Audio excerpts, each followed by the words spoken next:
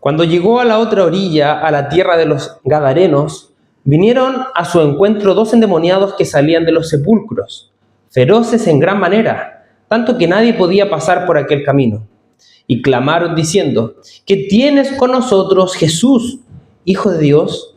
¿Has venido acá para atormentarnos antes de tiempo? Estaba paciendo lejos de ellos un hato de muchos cerdos, y los demonios le rogaron, diciendo: si nos echas fuera, permítenos ir a aquel hato de cerdos. Él les dijo: id. Y ellos salieron, y se fueron a aquel hato de cerdos, y he aquí, todo el hato de cerdos se precipitó en el mar por un despeñadero y perecieron en las aguas. Y los que los apacentaban huyeron, y viniendo a la ciudad contaron todas las cosas, y lo que había pasado con los endemoniados. Y toda la ciudad salió al encuentro de Jesús, y cuando le vieron, le rogaron que se fuera de sus contornos. Oremos. Señor, en esta hora queremos agradecerte por tu palabra. La tenemos en alto, Señor, y queremos aprender de ella ahora para poder conocerte a ti. Jesús, revélate a nuestras vidas, a nuestros corazones, a nuestra mente, Señor, para poder admirarte, tu poder, Señor, y cómo son tus maravillas. Señor, te pedimos esto en el nombre del Padre, del Hijo y del Espíritu Santo. Amén. Amén. Tome asiento. Gracias.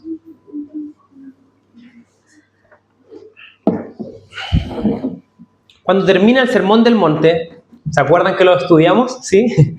Cuando termina el Sermón del Monte, las personas que escucharon este sermón dijeron algo muy llamativo. Estaban muy maravillados ellos porque Jesús hablaba como quien tiene autoridad. Ellos habían escuchado a muchos maestros hablar, pero Jesús había sido distinto a sus oídos. Él hablaba con autoridad. Así que lo que hace Mateo es recopilar hechos que no solo dejan toda esta autoridad que tiene Jesús en palabras. ¿Ha escuchado a esos chantas, cierto? Que pareciera que tienen autoridad, pero no lo tienen. Bueno, Mateo se encarga de demostrarnos que las palabras de Jesús no quedan en el aire, sino que son hechos. Es por eso que, si se fija, hemos ido viendo milagros, sanidades o señales que apuntan siempre a Jesús. Y no siempre es el mismo milagro. Hemos visto diferentes cosas en todo este capítulo 8. Por ejemplo, vimos cómo Jesús sanaba a la suegra de Pedro, a alguien cercano, ¿cierto? Él iba pasando, le comentaron de la suegra de Pedro, la sanó, ella se levantó a servirle, pero no solo eso, sanó a todos los enfermos de esa región. Todos los que le llevaban, los sanó. ¿Por qué? Porque quería que vieran que sus palabras no quedaban en el aire. No solo eso, no sanó a los que tenía cerca, sino que también se acercó a un grupo de judíos enviados por un centurión romano, ¿se acuerdan? Este soldado que tenía muchos a su mando, que le pidió que sanase a un criado. Jesús, hermanos, lo sanó a distancia. Así que vemos que el poder de Jesús y esa autoridad no sirve solamente de cerca, sino que también alcanza de lejos, hermanos. Pero no solo eso, Jesús, al cruzar de esta región donde sanó a todos los enfermos, también no solo sanó a personas como usted y como yo, sino que ahora le habló al mar y el mar se calmó. Quedó como una taza de leche. Así que la autoridad de Jesús podríamos concluir de que está por sobre todo lo creado. ¿Amén? ¿Cierto? Mateo 8 se está encargando de que veamos que Jesús tiene autoridad. Pero me pregunto esto, ¿eso es todo? ¿Realmente Mateo tiene la intención de demostrarnos que eso es todo? Y creo yo que no. Hoy podemos descubrir otra forma o otra arista de la autoridad de Jesús. ¿Hasta dónde alcanza esta autoridad? Así que, hermanos, les pido que tengan sus ojos bien abiertos, estén bien despiertos para escuchar la predicación, porque ahora vamos a entrar a otra dimensión de la autoridad de Jesús. Hemos visto que Jesús tiene autoridad sobre lo material. Pero en este capítulo no habíamos visto la autoridad de Jesús sobre el reino espiritual. Así que ahora vamos a ver cómo es que Jesús se relaciona con los principados y las potestades. Para eso vayamos al texto. Y lo primero que nosotros debemos entender es que Jesús cruzó de un lado a otro. Él estaba en su región. Judíos como él entendían sus costumbres y muchas cosas de lo que él hacía. Pero él se trasladó de este inmenso lago que se llamaba Mar de Galilea y cruzó al otro lado. En el otro lado ya sabemos que esas personas no son como Jesús. Son como que si fuesen de otra nación. ¿Por qué, hermanos? Porque tenían muchos cerdos y los judíos no comen cerdo. En una región llena de judíos, lo que menos renta son cerdos, ¿cierto? Porque no van a comer los cerdos. Para ellos son animales impuros. Así que Jesús cruza a Gad y en Gad se encuentra con 2 endemoniados. Estos 2 endemoniados, la Biblia nos dice en el libro de Mateo que son 2 personas.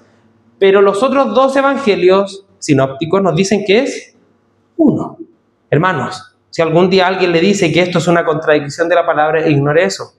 Perfectamente los otros 2 evangelios podrían estar mostrándonos que había un endemoniado que era más ruidoso y más feroz que el otro. Por lo tanto, relataron lo que sucedía con únicamente ese endemoniado desde esa perspectiva.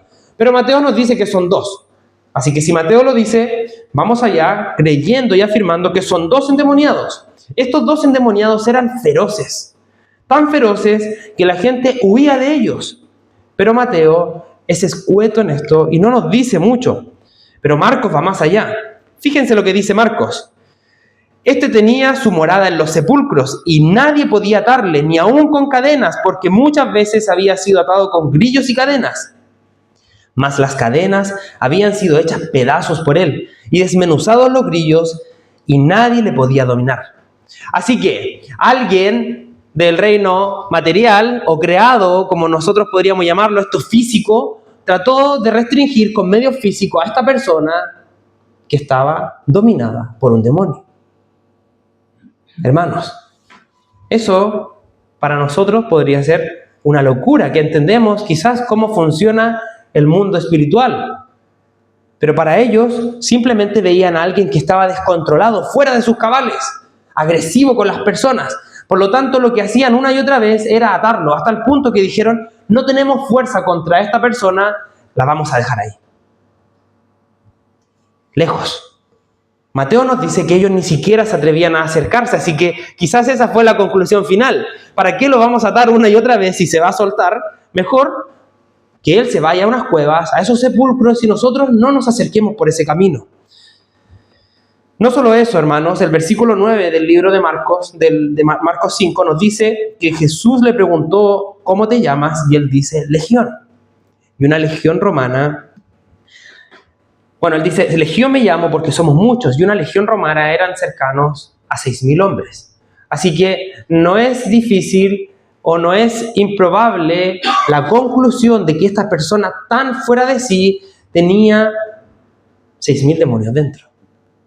O sea, el control que estos demonios tenían de esta persona era mucho.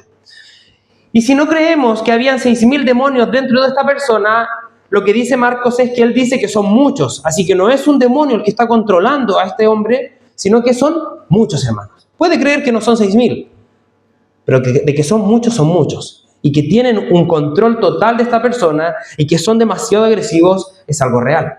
Así que lo primero que encontramos en esta escena es una legión de demonios dominando a estos hombres, quizás a uno más que al otro. Pero hermanos, ellos no pensaban que Jesús iba a pasar por ese lugar. Las personas se habían alejado de ahí, pero Jesús, el creador de todo, sabía muy bien de estas personas.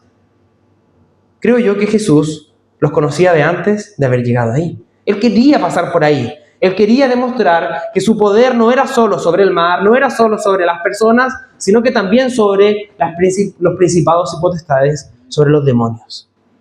Así que Jesús va, y no solo quiere enseñarles eso a sus discípulos, sino que quiere ir más allá. Y el versículo 29 dice que cuando ellos se encuentran con Jesús, claman. Reconocen al tiro la autoridad que Jesús tiene. Lo miran y le dicen, ¿qué tienes con nosotros, Jesús, Hijo de Dios? ¿Has venido para atormentarnos antes de tiempo? Es llamativo esto, hermanos. Lo primero que puedo reconocer es que el Hijo de Dios es reconocido. Estos demonios reconocen quién es Jesús. Lo llaman por su nombre terrenal. Pero también ellos tienen muy claro la identidad real de Cristo. Sus discípulos podían ver que Él era una persona como ellos. Pero estos demonios en el reino espiritual podían ver a Jesús como realmente era. Como dijo nuestro pastor la predicación pasada, era verdaderamente hombre, se llamaba Jesús. pero era verdaderamente Dios, como hijo de Dios. Así que estos demonios identifican sus dos naturalezas. Jesús le dicen, pero también le dicen hijo de Dios. Y la pregunta es, ¿qué haces aquí antes de tiempo? Ellos identifican a Jesús, pero tienen esa pregunta que quiere ser resuelta. Es como, ¿cómo Jesús? ¿Por qué te vienes a relacionar ahora aquí con nosotros? Tú deberías atormentarnos en otro momento, pero no aquí. Tú tienes autoridad, pero no pensamos que la ibas a utilizar ahora, aquí, ahora, ya. Hermanos, y lo primero que quiero decirles es que reconocer la autoridad de Jesús no es suficiente. Él es el Hijo de Dios. Pero saber que es el Hijo de Dios no es suficiente. Los demonios saben que Jesús es el Hijo de Dios. Hay algo que tiene que ir más allá en una persona. Y lo otro que quiero decir también, hermanos, es que los demonios responden la pregunta que nuestro pastor Miguel nos planteó la semana pasada. ¿Se acuerdan cuando iban los discípulos en la barca y le decían, Señor, despierta porque parece que perecemos? Y Jesús los trata como hombres de poca fe. Jesús calma el mar. ¿Y qué se preguntan ellos? ¿Quién es este hombre? Los demonios lo sabían. Mientras ellos ven solo la cara de Jesús, los demonios pueden ver que ese hombre es el Hijo de Dios. Así que la identidad que reconocen es la identidad de Cristo como el Hijo de Dios. Pero hermanos, muchas veces, si es que nos preguntamos, ¿quién es Jesús? Y podemos responder, es el Hijo de Dios. Muchas veces el pueblo cristiano no relaciona la deidad de Cristo con el juicio. Pero ellos sí. Ellos entienden que Jesús es el Hijo de Dios, pero también relacionan esa identidad de Jesús con lo que Él hace, hermanos, y lo que Jesús hará. Y eso es el juicio. Si Jesús es Dios y como Jesús es Dios, Él creó todo y todo quien se rebele contra Él merece y va a ser, hermanos, expuesto ante el gran juicio divino, en ese día santo del juicio final. Y los demonios lo saben. Por lo tanto, ellos lo que entienden es que Jesús los va a juzgar, pero no esperaban que era en ese momento. Y les doy un tips a los que les gusta pensar un poco más allá. Estos demonios quizás tenían una comprensión mayor que las personas de su época. Ellos sabían que no iban a ser enjuiciados en la primera venida de Cristo. Quizás tenían una comprensión mayor de las Escrituras, porque ellos sabían que ese no era el tiempo del juicio. Por lo tanto, se encuentran con Jesús y le dicen, ¿cómo vienes aquí ahora? Porque el juicio es más adelante. Pero hermanos, lo que yo quiero que todos entendamos el día de hoy es que Jesús debe ser reconocido, pero eso no es suficiente. Jesús tiene que ser reconocido como el Hijo de Dios. Colosenses 2:9 dice, porque toda la plenitud de la divinidad habita en forma corporal en Cristo. O sea, en la persona de Jesús como hombre, en Él habita todo de Dios. Porque es Dios. Porque Él, dice Colosenses, es la cabeza de todo poder y autoridad. Y ustedes han recibido plenitud, les dice. Ustedes han recibido a ese hombre, a ese Hijo de Dios. Por lo tanto, hermanos, Cristo debe ser visto como lo que realmente es, el creador de todo lo creado. Él es capaz de sanar enfermos, Él es capaz de sanar a personas a distancia, Él es capaz de calmar la tempestad, pero Él también es capaz de hacer lo que quiera con el reino espiritual. Esa es su verdadera identidad. Él es Hijo de Dios y como Dios creador, tiene autoridad sobre todo. Y esa autoridad, hermanos, no es solo para crear, es también para juzgar. Los demonios lo saben, pero quedan cortos en su relación con Él. Fíjese que Romanos 14:10 dice, porque todos, hermanos, todos compareceremos ante el tribunal de Cristo. Así que como Jesús es el Hijo de Dios, ante Él algún día estaremos frente a frente. Ante Él, hermanos. No me imagino cómo va a ser nuestro Señor en ese día. Creo yo que el ser humano muchas veces subestima la persona de Jesús.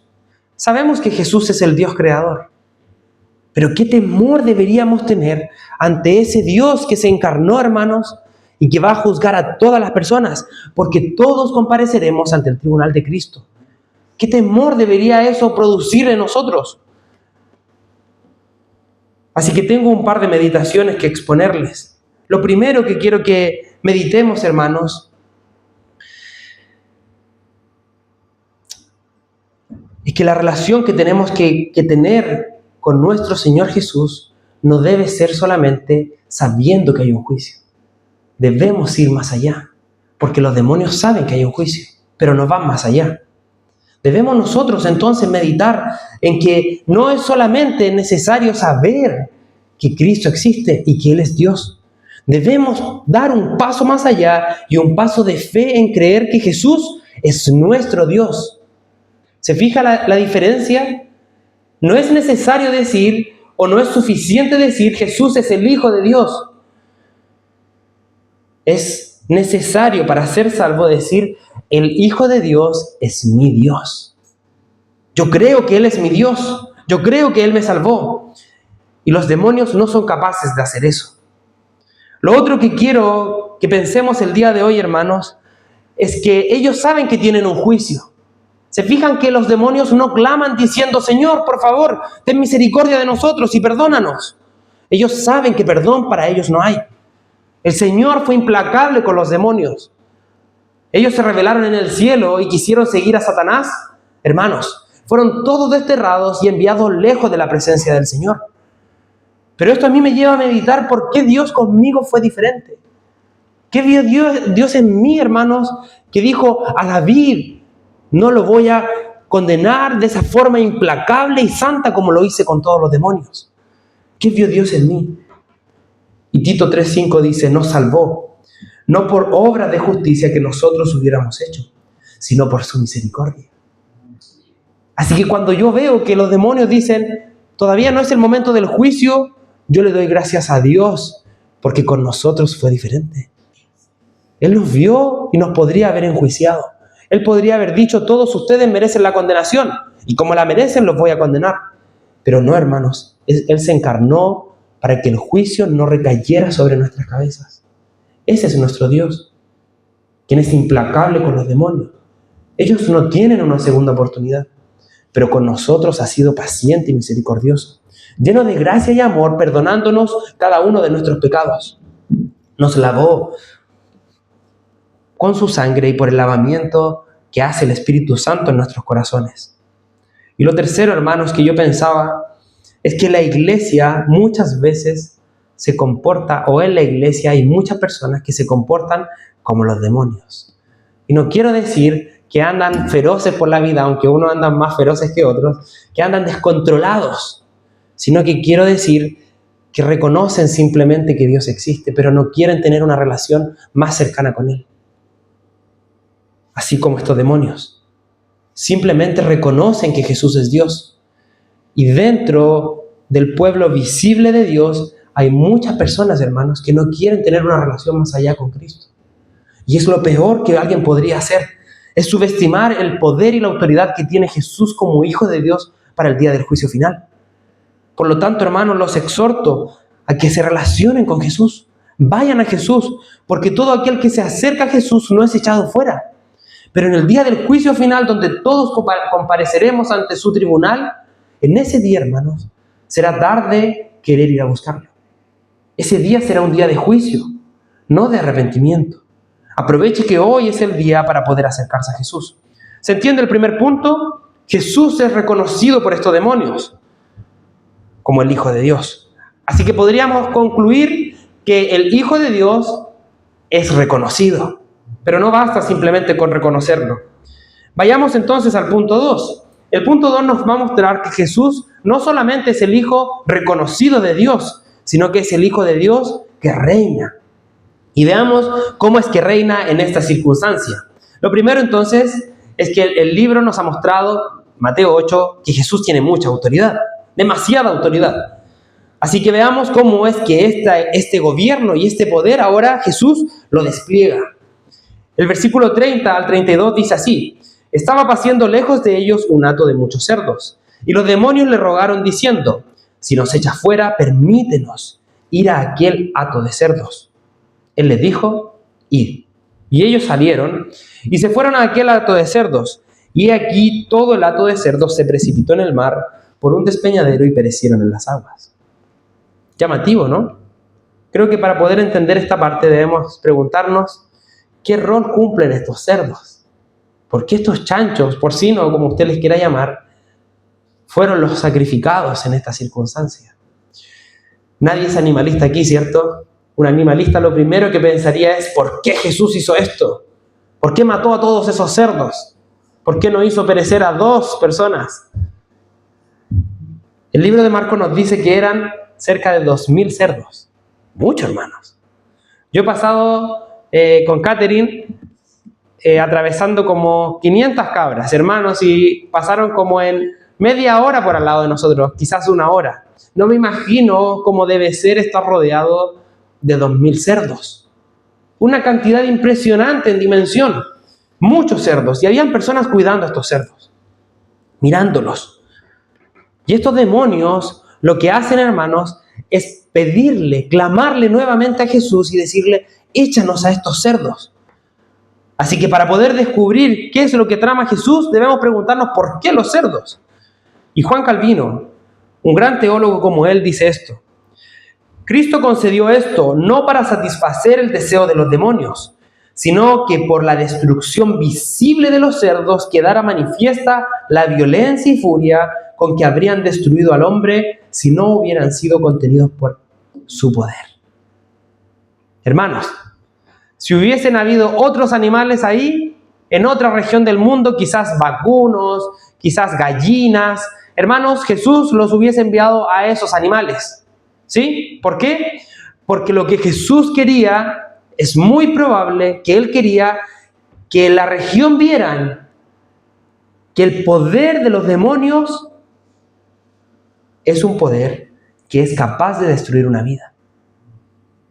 Jesús en su misericordia no permitió que estos 2 endemoniados perecieran. Por lo tanto, lo que permitió Él era que estos 2000 cerdos fueran arrojados a un despeñadero en la autodestrucción de estos demonios, a esos cerdos. Hermanos, y este es el segundo punto. Debemos ver que Jesús reina, y reina con total poder sobre el reino de las tinieblas. Siempre el reino de las tinieblas es algo que al mundo humano le produce temor, es algo desconocido. Algunos son más miedosos que otros cuando se habla de demonios. ¿Cuántas son las personas que en una convivencia o en una fogata, cuando alguien se pone a hablar de estas cosas sobrenaturales, después de la noche no pueden dormir? Hay otros más osados que les encantan esas historias de ultratumbas. ¿Por qué, hermanos? Porque los demonios tienen poder. Y son muy poderosos.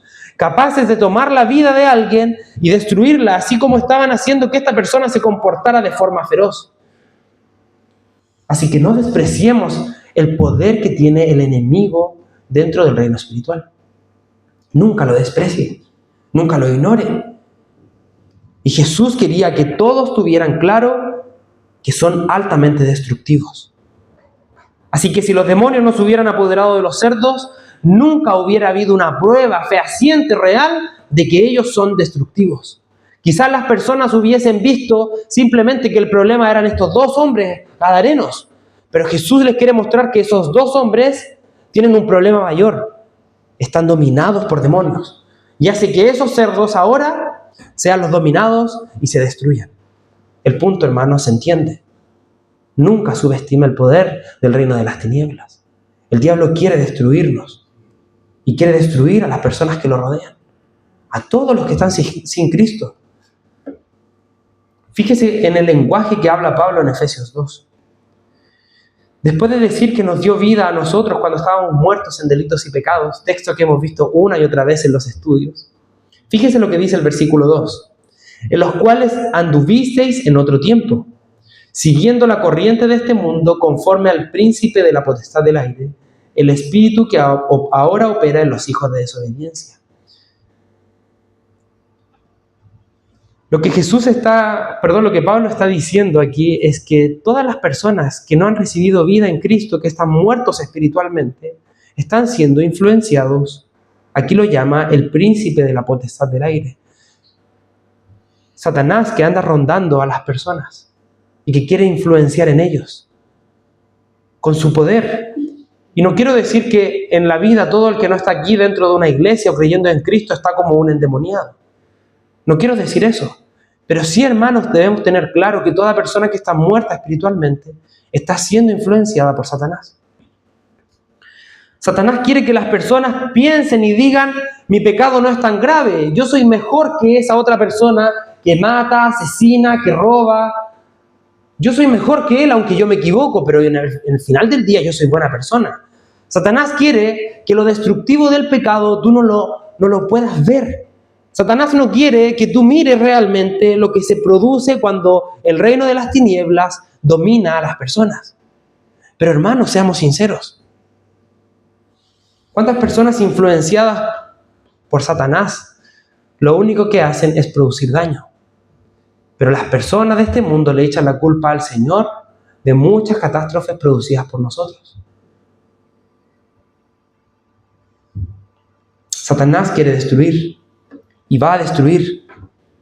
Va a destruir muchas vidas, hermanos. Esa vida que no quiere ver que Cristo tiene más poder que Satanás y que quiere acercarse a Cristo para descubrir ese poder. Satanás va a destruir, pero Cristo va a salvar. Y ese es nuestro Dios que reina y que gobierna sobre todo, hermanos. Si usted quiere descubrir el verdadero poder de Cristo, mire entonces cómo era antes. Y va a descubrir que Satanás tenía mucha influencia sobre usted, sobre sus pensamientos. Cuando usted creía que el pecado no era para tanto, Satanás le decía: sigue así, hasta que tu vida esté cavada en un hoyo. Pero Cristo viene y te saca de ese lugar y te da vida. Así que, hermanos, no subestime el poder de Satanás. Entienda quién es él y que quiere destruirlo. Pero cuando entienda eso, le pido por favor que no se detenga ahí. Lo que debemos proclamar de manera al momento, al instante, instantánea, hermanos, es que Cristo tiene más poder que Satanás. Satanás tiene mucho poder, pero ante el Todopoderoso, frente a frente, no tiene nada que hacer. Por eso que la Escritura nos dice que Cristo tiene poder aún sobre el reino de las tinieblas. Por eso que Mateo quiere que entendamos esto. Cristo gobierna lo creado, pero todo lo creado, lo material y lo no material, lo espiritual. Y me llama mucho la atención cómo es que Cristo obra. Yo sé que el texto no está hablando hasta ese punto, pero quiero que veamos cómo en la historia Cristo ha obrado. Hermanos, Cristo tiene todo el poder para tomar todos esos demonios y enviarlos al abismo de un momento a otro. A Él le plació no hacer eso antes de tiempo. Él escuchó a estos demonios y no fue para, como dije anteriormente, para darles el gusto a estos demonios, sino que fue para demostrar lo destructivos que son. Pero Cristo podría ser así y toda persona que se rebele contra Él, perecer eternamente. Él podría y tiene el poder para poder simplemente dar una orden y toda persona que lo aborrezca o que no lo quiera seguir, perezca eternamente. Él lo podría hacer.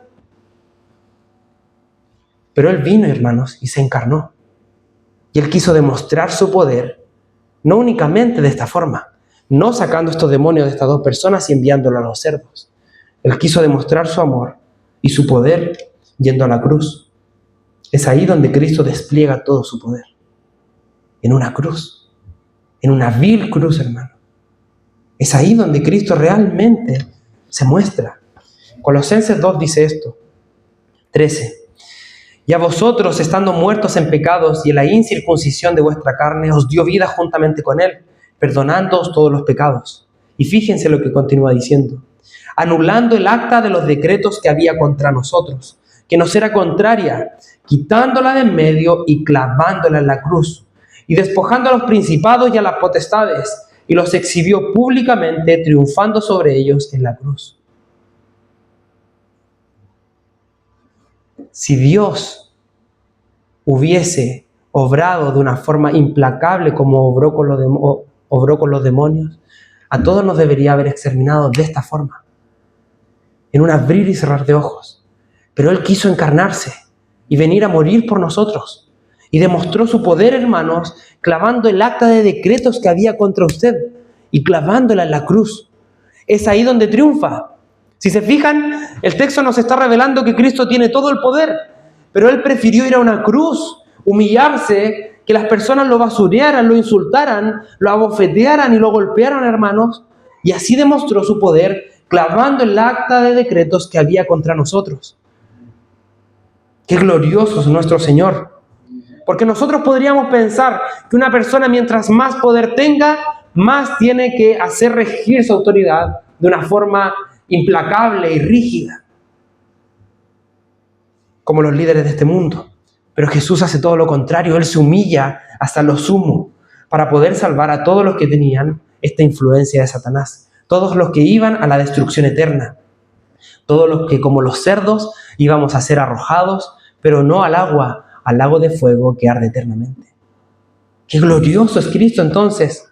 Fíjense que Hebreos 2:14 dice: así que por cuanto los hijos participaron de carne y sangre, hablando de todas las personas, ¿cierto?, que con su cuerpo pecaron, Él también participó de lo mismo para destruir por medio de la muerte al que tenía el imperio de la muerte, esto es, al diablo.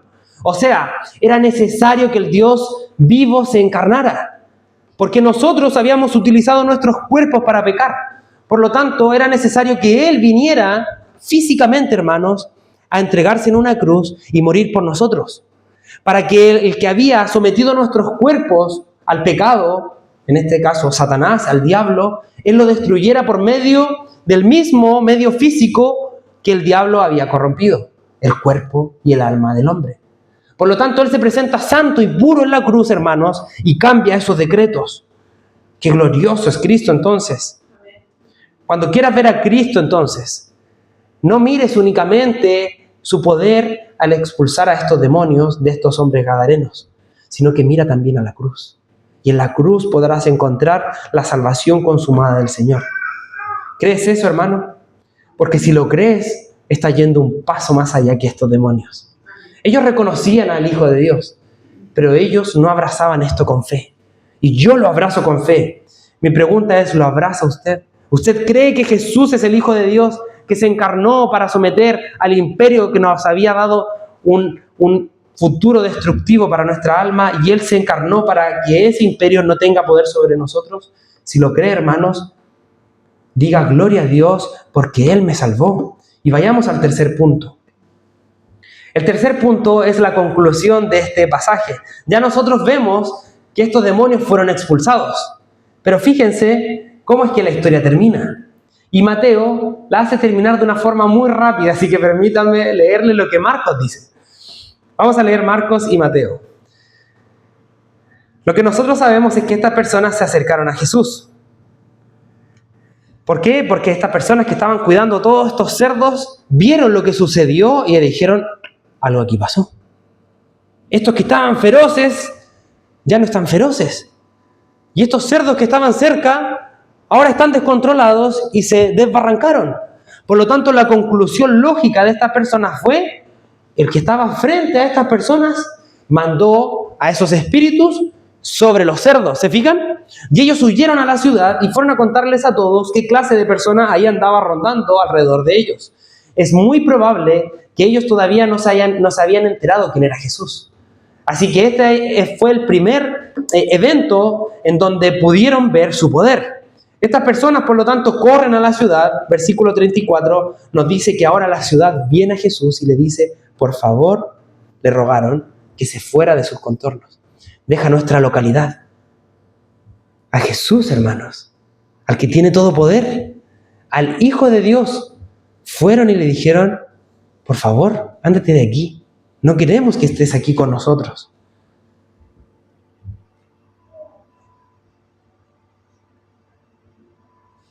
Esto es una triste noticia. Muchos de nosotros podríamos decir, y quizás usted lo está pensando: ¿pero qué están haciendo? ¿Cómo se les ocurre echar a esta persona? Si tenían a dos personas feroces que tenían que atarlos y luego los dejaron porque eran agresivos con ustedes, pero Jesús los liberó y todos esos cerdos murieron.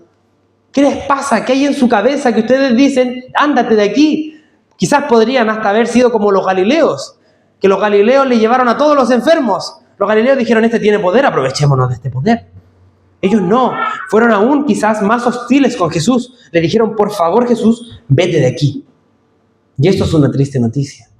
Pero quiero que nosotros pensemos que muchas veces somos muy parecidos a ellos. Vemos el poder de Jesús. Vemos cómo Jesús liberó a otra persona. Vemos cómo Jesús obró en milagros. Pero no nos interesa acercarnos a Jesús.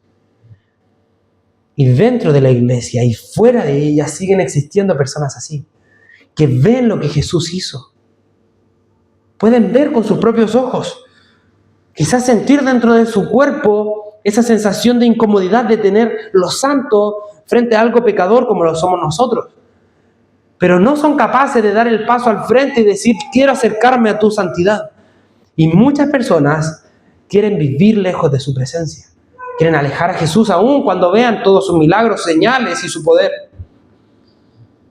Así que, hermanos, quiero exhortarlos a que ustedes no sean como estas personas.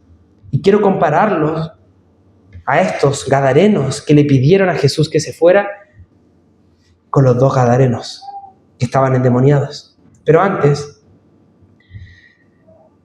muchos eruditos dicen que ellos le pidieron a Jesús que se fuera porque había destruido su fuente de dinero. Ellos tenían cerdos, estaban paciendo muchos cerdos. Y los cerdos eran lo que les daba de comer. Jesús destruyó su economía, pero ellos no pudieron ver más allá. Y así son muchas personas, que por ver su bienestar vano y terrenal al lado de lo eterno, lo inmaterial y la salvación que da Cristo, son capaces de dejar a Cristo a un lado y seguir con sus sueños en esta vida. Estas personas, por no ver afectadas más allá su economía, quizás pensaron y dijeron, donde Jesús pase va a estar destruyendo nuestra fuente de dinero. Quizás va a matar a muchos más cerdos. No sabemos qué pensaron, hermanos. Pero es muy probable que al ver destruida su economía, no pudieron ver que la salvación valía mucho más que esos 2,000 cerdos. Y veamos, aparte de la dureza de estos corazones, cómo estos 2 gadarenos entonces, o bueno, en realidad, un gadareno se acerca a Jesús. Fíjese lo que dice Marcos 5, 19 al 20. Esta persona se acercó a Jesús y le dijo, quiero seguirte. Experimentó el poder de Jesús y quiso seguirlo, pero fíjense lo que dice Jesús. Mas Jesús no se lo permitió, sino que le dijo, vete a tu casa, a los tuyos, y cuéntales cuán grandes cosas el Señor ha hecho contigo, y cómo ha tenido misericordia de ti. Y se fue y comenzó a publicar en Decápolis cuán grandes cosas había hecho Jesús con él, y todos se maravillaban. ¡Guau, hermano! Estas 2 personas, o este hombre que estaba endemoniado, sintió el poder de Dios actuar en él. No me imagino cómo él se sintió en esos primeros instantes cuando estos demonios salieron. Cuando él sintió ese relajo en su cuerpo y miró y vio que todos esos cerdos se iban por el despeñadero. No me imagino lo que sintió esta persona cuando vio que la destrucción de esos cerdos era el destino que él hubiese tenido si este hombre llamado Jesús no se hubiera parado frente a él y hubiese expulsado a estos demonios. ¿Qué emoción debió haber sentido él? Por lo que él mira a Jesús y le dice, quiero seguirte. Pero Jesús, hermanos, no se lo permite. Le da una misión quizás mayor. Jesús hace que él sea un misionero, un evangelista. Él le pide que vaya y que cuente por la región lo que él había hecho. No sabemos más allá de qué sucedió en el resto de la vida de este hombre. Pero esta es verdadera fe. Los demonios saben quién es Jesús, lo reconocen, pero no tienen fe. No lo quieren y no lo pueden obedecer. Pero este hombre que experimentó el poder de Cristo, quiso seguirlo, quiso ser su discípulo. Si hubiese sido necesario, este hombre hubiese navegado con Jesús a Galilea de vuelta. Pero Jesús no se lo permitió. Él siguió las palabras de Jesús. Él comentó, hermanos, lo que Jesús le había dicho y había hecho con él. Solo imagina a este hombre con la pasión que él tiene que haber hablado a todos. Yo era aquel hombre que nadie podía someter, que estaba en una cueva, que todos me desechaban, que nadie atrevía a acercarse a mí. Yo era ese hombre. Él tiene que haberlo dicho a gritos en una plaza, entrando a la casa de sus padres, a sus hermanos. Yo era ese hombre incontrolable. ¿Se acuerdan ustedes que no querían acercarse a mí? Yo era ese hombre. Sin embargo, alguien apareció frente a mí y me liberó de todos esos demonios. Y yo vi cómo se destruyeron sobre el despeñadero. Él tiene que haberlo dicho gritando, hermanos. No creo que haya dicho, yo era ese hombre y por favor escúchenme. No, él se tiene que haber parado en una esquina y haberle dicho a todas las personas que pasaban por ahí. Él tiene que haberle dicho cuán bueno fue ese hombre al librarlo de la destrucción eterna, con todo ese poder. Yo creo que él tiene que haber dicho que ese hombre no puede ser ni como tú ni como yo. Ese hombre debe ser el Hijo de Dios. Hermanos, este hombre se convirtió en un excelente misionero. Nos dice la Escritura de que todos los que estaban en Decápolis se maravillaban al escuchar este testimonio. No quisieron acercarse a Jesús, pero Jesús les dejó unos misioneros para acercarlos a Él. Qué glorioso, ¿no? Qué glorioso. Mi pregunta entonces es, y para ir concluyendo, ¿quién eres tú? ¿Quién eres tú al disfrutar o al experimentar el poder de Dios? ¿Eres como estas personas que por más que Cristo tenga poder sobre el mar, sobre las enfermedades y sobre los demonios, quieren alejarse de Jesús? ¿Quién eres tú, hermano? ¿Cómo ves a Jesús? ¿Lo quieres ver como el santo que transforma tu vida desde lo más profundo de tu corazón? ¿Cómo eres tú, hermano? Si te has alejado como aquellos gadarenos, déjame decirte que tienes tiempo para volver a Cristo. Arrepiéntete y no lo alejes de tu vida, sino que acércate a Él. Su poder santificador vale más que toda la economía que puedas tener. Vale mucho más que tus sueños. Vale mucho más que todo lo que hay aquí en esta tierra. Hermano, y si te maravillas en Jesús, si tú dices, yo soy un verdadero discípulo, yo veo a Jesús como mi Señor y Salvador, entonces te quiero invitar a que seas como estos gadarenos, que al experimentar el poder de Cristo salen ya no con esa ferocidad, sino con pasión a contarles a todos lo que Jesús hizo por él. ¿Qué tanto evangelizas? ¿Qué tanto cuentas sobre el poder de Cristo? ¿Qué tanto hablas sobre el poder de Cristo en la cruz, que nos redimió de nuestros pecados? Hermano, ¿quién eres tú? Pongámonos en pie y oremos al Señor. Señor,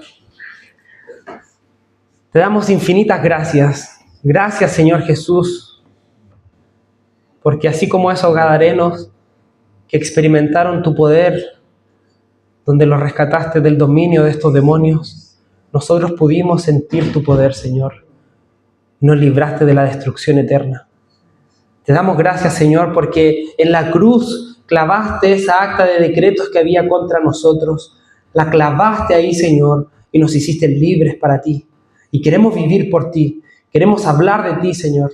Haznos misioneros, apasionados, personas que cuenten de tus obras día y noche. Señor, haz que las personas que estén al lado puedan recibir de nuestros labios el mensaje de salvación. Te lo pedimos, Señor, porque confiamos en que tú eres el Hijo de Dios, con autoridad sobre todo, y que reinas a través de tu pueblo, Señor. Te pedimos esto en el nombre del Padre, y del Hijo, y del Espíritu Santo. Amén.